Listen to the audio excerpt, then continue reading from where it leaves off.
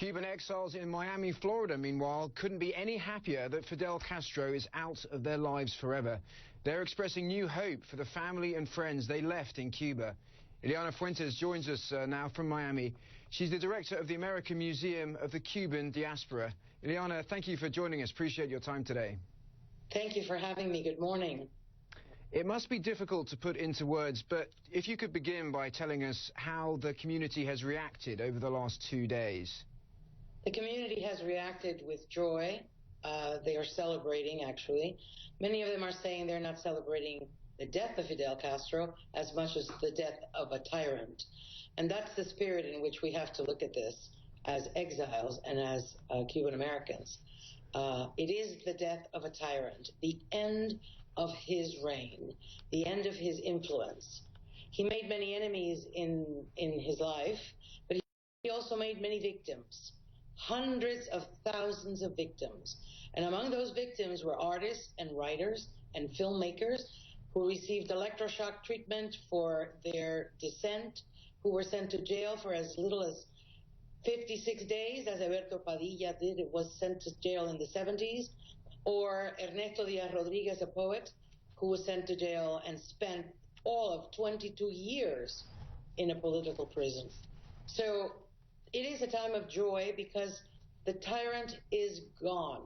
And maybe his policies, which are still in effect today, people are still being repressed, they're being carted to jail, they're being sentenced to prison terms. Maybe that will also come to an, if not to an end immediately, but at least to a possible change. Castro, in his final years, did give his sort of blessing to the reopening of relations between Cuba and the United States. What are your hopes for that policy going forward? I have no hopes about it going forward. The United States has often, throughout the years, given room for that change, for relations. And of course, in his lifetime, Fidel made sure that that never happened. He needed the enemy in the north. He needed the imperialist enemy. Well, he's gone. Raul Castro is a different person, no less a tyrant than his brother, but the situation in the country is much, much different. So there might be some moving ahead with change and with relations.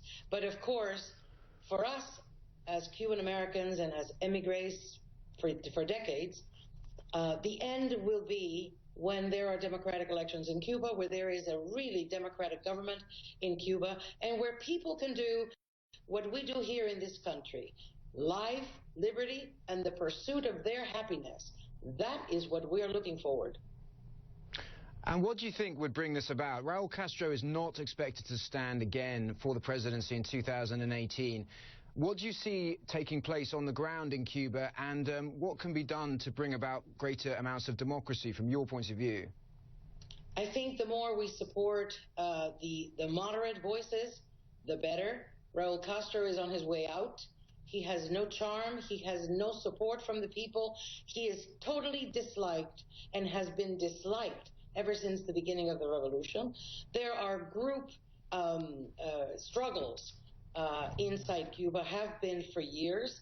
The death of Armando Ochoa, the General Ochoa, years ago, his execution is evidence of that. And this is no different. Things have changed for Cuba because Cuba is totally destroyed, totally unable to function as a modern state. So therefore, Raul Castro cannot continue to hang on to his policies. There are octogenarians in government, people 80, 90 years old. A country in the 21st century cannot be run by people who weren't even alive when penicillin was invented.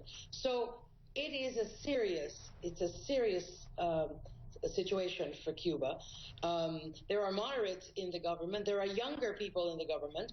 There have to be Afro-Cubans in the government. Cuba is, and women. Cuba is a country where 51% of the population is female, and as much as 60 is calculated is of Afro-descendant roots. So this white, blonde, blue-eyed government made up of one token woman, one token black, has to go. Some forceful opinions there. Appreciate your time today.